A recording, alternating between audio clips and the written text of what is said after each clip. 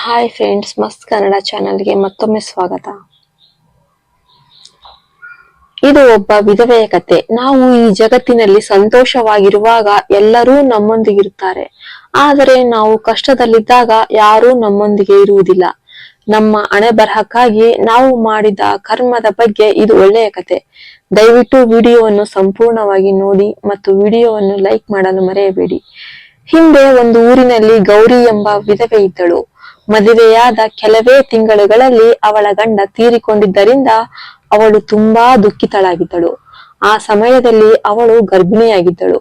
ಅವಳು ತನ್ನ ಜೀವನವನ್ನು ಕೊನೆಗಳಿಸಲು ಬಯಸಿದ್ದಳು. ಆದರೆ ಅವಳ ಹೃದಯವು ತುಂಬಾ ಜೋರಾಗಿ ಬಡಿಯುತ್ತಿತ್ತು. ಅವಳು ತನ್ನ ಗರ್ಭದಲ್ಲಿರುವ ಮಗುವಿಗಾಗಿ ಬದುಕಲು ಪ್ರಯತ್ನಿಸಿದಳು. ಗಂಡನಿಲ್ಲದ ಕಾರಣ ಅವಳು ತುಂಬಾ ಕಷ್ಟಗಳನ್ನ ಅನುಭವಿಸಿದಳು.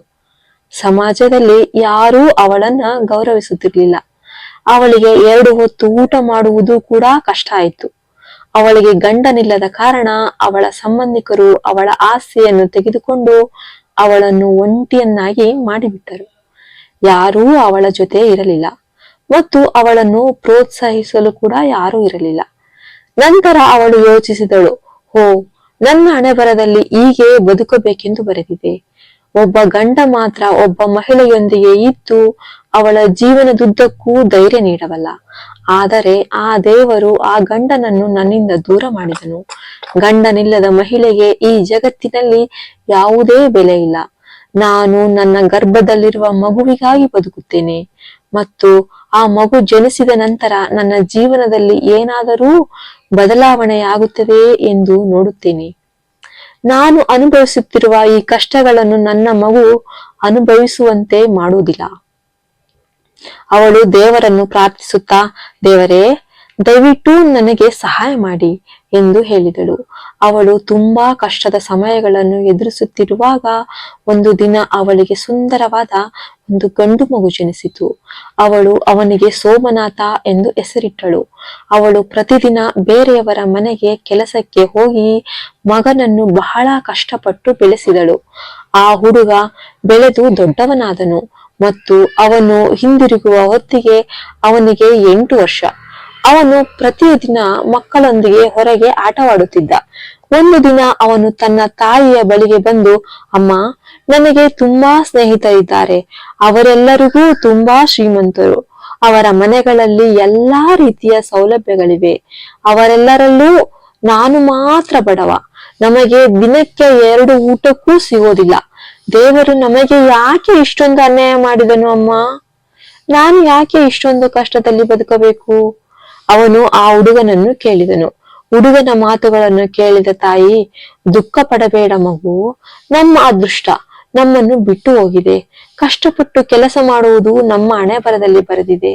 ಅದಕ್ಕಾಗಿಯೇ ನಾವು ಇಷ್ಟೊಂದು ಕಷ್ಟಗಳನ್ನ ಎದುರಿಸುತ್ತಿದ್ದೇವೆ ಮಗು. ನಮ್ಮ ಹಣೆಬರಹದಿಂದ ಯಾರೂ ತಪ್ಪಿಸಿಕೊಳ್ಳಲು ಸಾಧ್ಯ ಇಲ್ಲ ಕಂದ ಎಂದಳು. ಆಗ ಹುಡುಗ ಹೇಳಿದ, ಅಮ್ಮ, ದೇವರು ಏನೇ ಮಾಡಿದರೂ ಅದು ನಮ್ಮ ಒಳ್ಳೆಯದಕ್ಕಾಗಿ ಎಂದು ನಾವು ಭಾವಿಸಬೇಕು. ಎಲ್ಲರನ್ನೂ ಸಂತೋಷವಾಗಿಡುವ ದೇವರು ನಮಗಷ್ಟೇ ಕಷ್ಟ ಕೊಟ್ಟಿರುವುದು ಯಾಕೆ? ನಾನು ಚಿಕ್ಕ ಮಗು, ಆದರೆ ಅವನು ನನಗೂ ಕಷ್ಟ ಕೊಡುತ್ತಿದ್ದಾನೆ. ಅಮ್ಮ, ಆ ದೇವರು ಎಲ್ಲಿದ್ದಾನೆ? ಅವನು ಹೇಳುತ್ತಾನೆ. ನಾನು ನೇರವಾಗಿ ಅವನ ಬಳಿಗೆ ಹೋಗಿ ಅವನು ನನಗೆ ಯಾಕೆ ಇಷ್ಟೊಂದು ಬಡತನ ಕೊಟ್ಟಿದ್ದಾನೆಂದು ಕೇಳುತ್ತೇನೆ. ಆಗ ತಾಯಿ ಹೇಳುತ್ತಾಳೆ, ಓ ದೇವರೇ, ಆ ದೇವರು ಎಲ್ಲೆಡೆ ಇರುತ್ತಾನೆ ಕಂದ, ಆದರೆ ನಮಗೆ ಕೇಳುವುದಿಲ್ಲ, ಕಾಣುವುದಿಲ್ಲ ಅಷ್ಟೆ. ಅವನು ಇಲ್ಲಿಲ್ಲ. ನೀನು ನನಗೆ ಸುಳ್ಳು ಹೇಳ್ತೀಯ. ಅವನು ಎಲ್ಲಿದ್ದಾನೆ ಎಂಬುದರ ಬಗ್ಗೆ ಸ್ವಲ್ಪ ಹೇಳು ಎಂದು ಮಗು ಕೇಳಿದಾಗ ತಾಯಿ, ಓ ದೇವರೇ, ಆ ದೇವರು ಕಾಡಿನಲ್ಲಿದ್ದಾನೆ ಎಂದು ಹೇಳುತ್ತಾಳೆ. ಮರುದಿನ ಬೆಳಿಗ್ಗೆ ಮಗು ಕಾಡಿಗೆ ಹೋಗಿ ದೇವರನ್ನು ಹುಡುಕಲು ಪ್ರಾರಂಭಿಸಿತು. ಅವನು ಬೆಳಿಗ್ಗೆಯಿಂದ ಸಂಜೆವರೆಗೆ ದೇವರನ್ನು ಹುಡುಕುತ್ತಲೇ ಇದ್ದನು. ಆದರೆ ಅವನಿಗೆ ಎಲ್ಲಿಯೂ ದೇವರು ಸಿಗಲಿಲ್ಲ. ಕತ್ತಲಾಗುತ್ತಿತ್ತು. ಅವನ ಕಣ್ಣುಗಳಲ್ಲಿ ಕಣ್ಣೀರು ಹರಿಯುತ್ತಿತ್ತು. ಅವನು ಜೋರಾಗಿ ಅಳುತ್ತಾ ತನ್ನ ಮನೆಯನ್ನು ಕಳೆದುಕೊಂಡು ಆ ಕಾಡಿನಲ್ಲಿ ಬಿದ್ದನು. ಅದೇ ಸಮಯದಲ್ಲಿ ಶ್ರೀ ಮಹಾವಿಷ್ಣು ಲಕ್ಷ್ಮೀ ದೇವಿಯೊಂದಿಗೆ ಭೂಮಿಯಲ್ಲಿ ಸಂಚರಿಸುತ್ತಿದ್ದನು. ಆಗ ಅವರ ಕಣ್ಣುಗಳು ಮಗುವಿನ ಮೇಲೆ ಬಿದ್ದವು. ಆಗ ಲಕ್ಷ್ಮೀ ದೇವಿಯು ಶ್ರೀ ಮಹಾವಿಷ್ಣುವಿಗೆ, ಓ ದೇವರೇ, ಕಾಡಿನಲ್ಲಿ ದಾರಿ ತಪ್ಪಿದ ಆ ಪುಟ್ಟ ಬಾಲಕನನ್ನು ನೋಡು ಎಂದಳು. ಅವನು ಅಲ್ಲಿದ್ದಾನೆ, ನಾವು ಅವನಿಗೆ ಸಹಾಯ ಮಾಡೋಣ ಮತ್ತು ಅವನ ಹೆತ್ತವರ ಬಳಿಗೆ ಕಳಿಸಿಕೊಡೋಣ ಎಂದು ಅವಳು ಹೇಳುತ್ತಾಳೆ. ಅವರಿಬ್ಬರೂ ವೇಷ ಧರಿಸಿ ಹುಡುಗನ ಬಳಿಗೆ ಹೋಗುತ್ತಾರೆ. ಆಗ ಲಕ್ಷ್ಮೀದೇವಿ ಆ ಹುಡುಗನಿಗೆ, ನೈನಾ, ನೀನು ಯಾರು? ಮಗು, ನಿನ್ನ ಹೆಸರೇನು? ಇಷ್ಟು ದಟ್ಟವಾದ ಕಾಡಿಗೆ ನೀನು ಏಕೆ ಬಂದೆ ಕಂದ? ನಿನ್ನ ಜೊತೆ ಯಾರೂ ಇಲ್ಲವೇ ಎಂದು ಕೇಳುತ್ತಾಳೆ.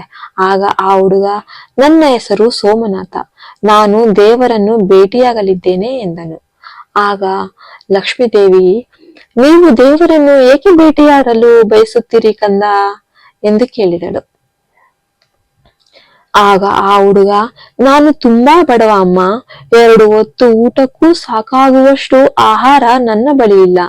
ಅವನು ನನಗೆ ಇಷ್ಟೊಂದು ಕಠೋರ ಬಡತನವನ್ನು ಏಕೆ ಕೊಟ್ಟಿದ್ದಾನೆಂದು ನಾನು ಅವನನ್ನು ಕೇಳುತ್ತೇನೆ ತಾಯಿ ಅಂದಾಗ ಮಹಾವಿಷ್ಣು, ನನ್ನ ಪ್ರಿಯ, ಅದು ನಿನ್ನ ಪ್ರತಿಜ್ಞೆಯಲ್ಲಿ ಬರೆಯಲ್ಪಟ್ಟಿದೆ, ನೀನು ಅದನ್ನು ಅನುಭವಿಸಬೇಕು, ಎಚ್ಚರಿಕೆಯಿಂದ ಮನೆಗೆ ಹೋಗು ಎಂದು ಹೇಳಿದಳು. ಆಗ ಆ ಹುಡುಗ, ಇಲ್ಲ, ನಾನು ಖಂಡಿತವಾಗಿಯೂ ದೇವರನ್ನು ಭೇಟಿಯಾಗಲು ಬಂದಿದ್ದೇನೆ, ಭೇಟಿಯಾಗಿಯೇ ಹೋಗುತ್ತೇನೆ, ಅಲ್ಲಿಯವರೆಗೆ ನಾನು ಮನೆಗೆ ಹೋಗೋದೇ ಇಲ್ಲಮ್ಮ ಎಂದನು.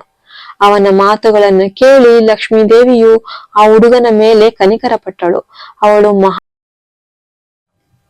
ಅವಳು ಮಹಾವಿಷ್ಣುವಿಗೆ, ದೇವರೇ, ಆ ಮಗುವನ್ನು ನೋಡಿದಾಗ ನನಗೆ ತುಂಬಾ ವಿಷಾದವಾಗುತ್ತದೆ, ಅವನಿಗೆ ಏನಾದರೂ ಕೊಡು ಎಂದಳು.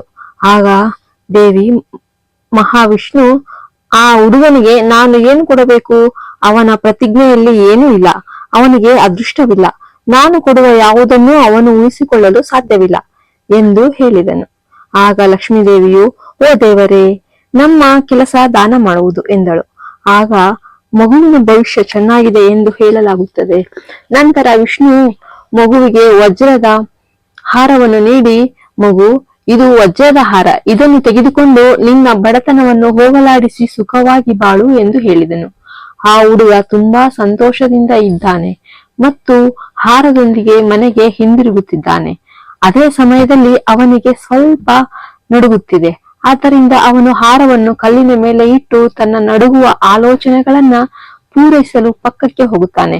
ಅದೇ ಸಮಯದಲ್ಲಿ ಒಂದು ಹಕ್ಕಿ ಬಂದು ಹಾರವನ್ನು ಅದರ ಬಾಯಿಯಲ್ಲಿ ಹಿಡಿದುಕೊಂಡು ಹಾರಿ ಹೋಗುತ್ತದೆ. ಯುವಕ ನೋಡುತ್ತಿರುವಾಗ ಪಕ್ಷಿ ಹಾರಿ ಹೋಗುತ್ತದೆ. ಹುಡುಗನಿಗೆ ತುಂಬಾ ದುಃಖವಾಗುತ್ತದೆ. ಅವನು ಜೋರಾಗಿ ಅಳುತ್ತಾನೆ ಮತ್ತು ವಿಷ್ಣುವಿನ ಕಡೆಗೆ ಓಡುತ್ತಾನೆ. ಅವನು ಹಾರವನ್ನು ಅವನಿಗೆ ಕೊಟ್ಟನು. ಅವು ದೇವರುಗಳೆಂದು ಅವನಿಗೆ ತಿಳಿದಿಲ್ಲ. ಅವನು ಅವರ ಬಳಿಗೆ ಹೋಗಿ ಅಳುತ್ತಾ ಹೇಳುತ್ತಾನೆ, ನೋಡು, ನೀನು ನನಗೆ ಕೊಟ್ಟ ಆಹಾರವನ್ನು ಒಂದು ಪಕ್ಷಿ ತೆಗೆದುಕೊಂಡಿದೆ. ನಂತರ ಅವರಿಬ್ಬರೂ, ಮಗು, ನಾನು ನಿನಗೆ ಕೊಡಬೇಕಾದ್ದನ್ನು ನಿನಗೆ ಕೊಟ್ಟೆವು, ನಿನಗೆ ಅದನ್ನು ತಡೆ ಹಿಡಿಯಲು ಸಾಧ್ಯವಾಗಲಿಲ್ಲ ಎಂದು ಹೇಳುತ್ತಾರೆ. ಈಗ ನೀನು ಬ್ರಹ್ಮದೇವರ ಬಳಿಗೆ ಹೋಗಿ ಅವನನ್ನು ಕೇಳು. ಆಗ ಆ ಹುಡುಗ, ಅವನು ಎಲ್ಲಿದ್ದಾನೆ ಎಂದು ಹೇಳುತ್ತಾನೆ. ಮಗ, ನೀನು ಸ್ವಲ್ಪ ಮುಂದೆ ಹೋಗಿ ಅವನನ್ನು ಕರೆದರೆ ಅವನು ಮಾತನಾಡುತ್ತಾನೆ.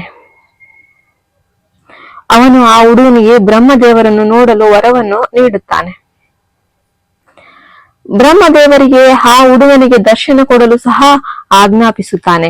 ಆ ಹುಡುಗ ವಿಷ್ಣು ಹೇಳಿದ ಮಾರ್ಗವನ್ನು ಅನುಸರಿಸಿ ಬ್ರಹ್ಮದೇವರನ್ನು ಕರೆದನು. ತಕ್ಷಣ ಬ್ರಹ್ಮದೇವನು ಪ್ರತ್ಯಕ್ಷನಾದನು. ಮಗು, ನಿನಗೆ ಏನು ಬೇಕು ಎಂದು ಕೇಳಿದನು. ನೀನು ನನಗೆ ಯಾಕೆ ಕರೆ ಮಾಡಿದೆ? ಆಗ ಹುಡುಗ ಹೇಳಿದ, ಓ ದೇವರೇ, ನಾನು ತುಂಬಾ ಬಡವ, ನೀವು ನನ್ನ ಜೀವನವನ್ನು ಬದಲಾಯಿಸಿದ್ದೀರಿ ಮತ್ತು ನನಗೆ ದಾನ ನೀಡಿದ್ದೀರಿ. ಅವನು ಬ್ರಹ್ಮದೇವರನ್ನು ಪ್ರಾರ್ಥಿಸುತ್ತಾನೆ, ದಯವಿಟ್ಟು ನನಗೆ ಒಳ್ಳೆಯ ಮತ್ತು ಸಂತೋಷದ ಜೀವನವನ್ನು ದಯಪಾಲಿಸು. ಮಗು, ನಿನ್ನ ಹಣೆಬರಹ ದುಃಖದಿಂದ ತುಂಬಿದೆ. ಮಗು, ನಿನಗೆ ಅದೃಷ್ಟ ಅಥವಾ ಸಂತೋಷವಿಲ್ಲ, ನಾನು ನಿನಗೆ ಏನು ಕೊಡಬಲ್ಲೆ?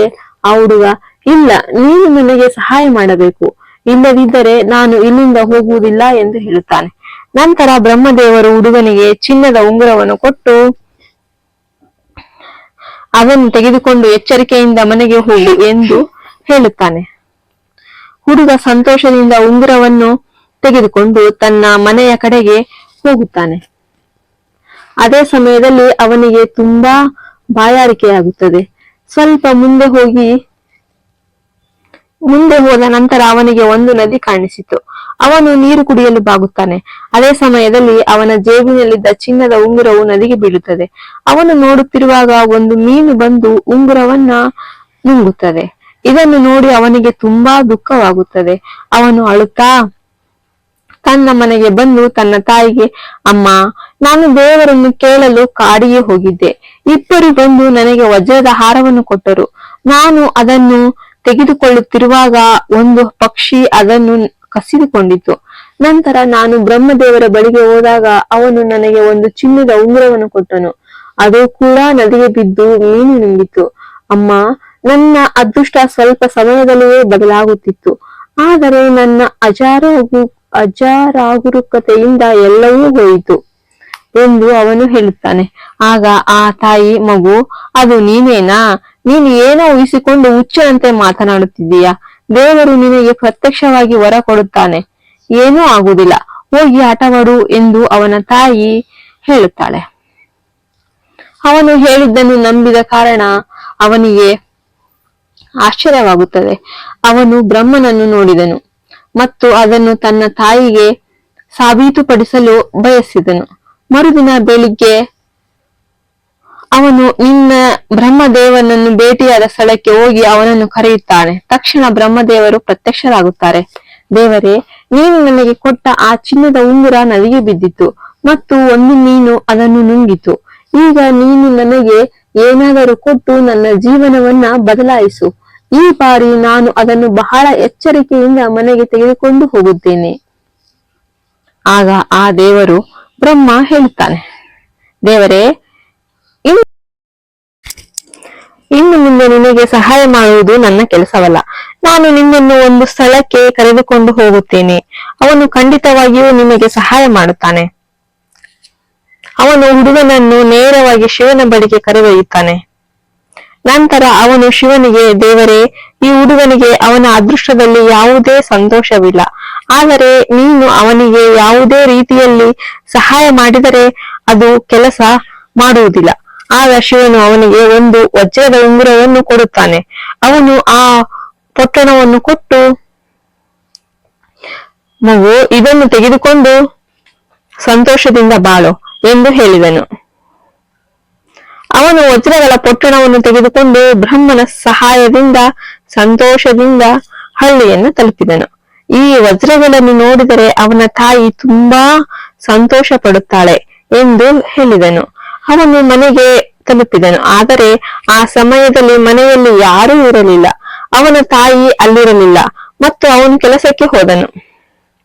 ಅವನು ಪೊಟ್ಟಣವನ್ನು ಒಂದು ಜಾಡಿನಲ್ಲಿ ಇರಿಸಿ ತನ್ನ ತಾಯಿಯನ್ನು ತರಲು ಹೊರಗೆ ಹೋದನು. ಅದೇ ಸಮಯದಲ್ಲಿ ಕಳ್ಳರು ಅವನ ಮನೆಗೆ ನುಗ್ಗಿ ವಜ್ರದ ಪೊಟ್ಟಣದಲ್ಲಿದ್ದ ಜಾಡಿಯನ್ನು ಕದ್ದೊಯ್ದರು. ಅವನು ತನ್ನ ತಾಯಿಗೆ ಎಲ್ಲವನ್ನು ಹೇಳಿ ಮನೆಗೆ ಬಂದನು. ವಜ್ರದ ಪೊಟ್ಟಣ ಅಲ್ಲಿ ಇಲ್ಲದಿರುವುದನ್ನು ನೋಡಿದಾಗ,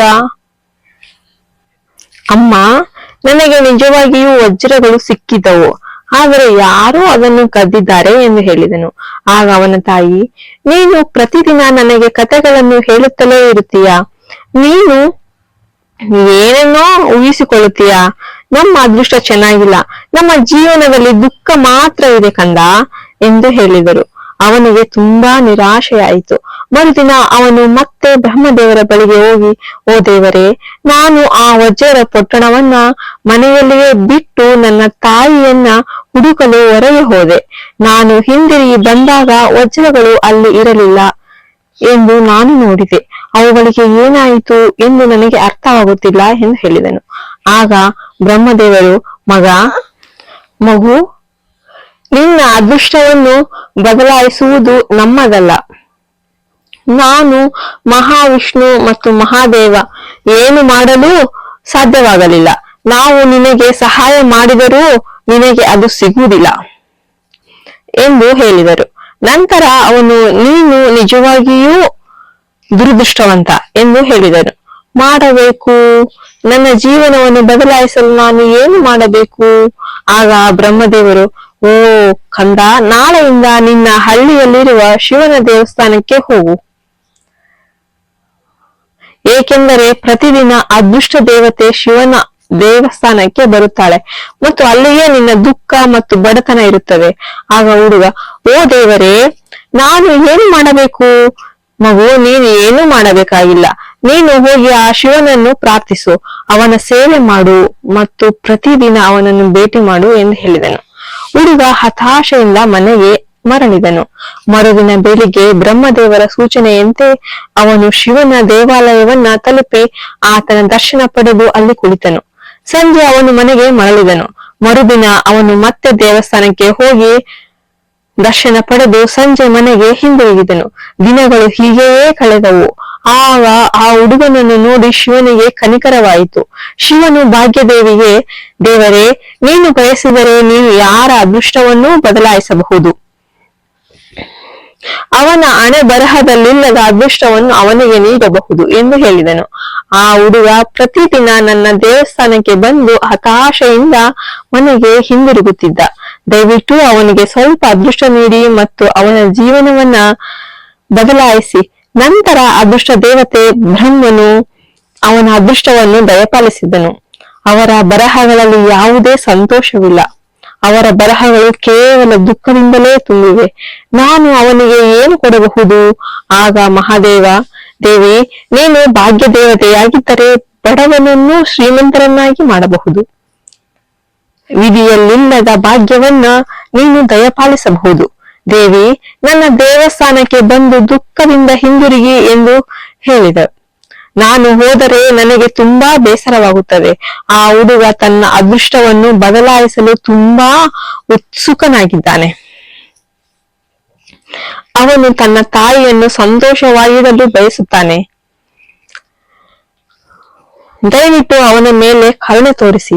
ಮರುದಿನ ಶಿವನ ಆದೇಶದ ಮೇರೆಗೆ ಭಾಗ್ಯ ದೇವತೆ ದೇವಸ್ಥಾನಕ್ಕೆ ಹೋಗಿ ಅಲ್ಲಿ ಹುಡುಗನನ್ನು ನೋಡಿದಳು. ಅವಳು ಅವನ ಪಕ್ಕದಲ್ಲಿ ಒಂದು ಚಿನ್ನದ ನಾಣ್ಯವನ್ನ ಇಟ್ಟಳು. ಅವನಿಗೆ ಚಿನ್ನದ ನಾಣ್ಯ ನೋಡಿ ತುಂಬಾ ಸಂತೋಷವಾಯಿತು. ಅವನು ಅದನ್ನು ತೆಗೆದು ಎಚ್ಚರಿಕೆಯಿಂದ ತನ್ನ ತಾಯಿಗೆ ಕೊಟ್ಟನು. ನಡೆದದ್ದೆಲ್ಲವನ್ನೂ ಅವಳಿಗೆ ಹೇಳಿದನು. ದೇವರು ನಮ್ಮ ಮೇಲೆ ಕರುಣೆ ತೋರಿಸಿದ್ದಾನೆ ಎಂದು ತಾಯಿ ಹೇಳಿದರು. ಮರುದಿನ ಅವರು ಆ ನಾಣ್ಯವನ್ನು ಹಣವಾಗಿ ಪರಿವರ್ತಿಸಿ ಮೀನು ವ್ಯಾಪಾರವನ್ನ ಪ್ರಾರಂಭಿಸಿದರು.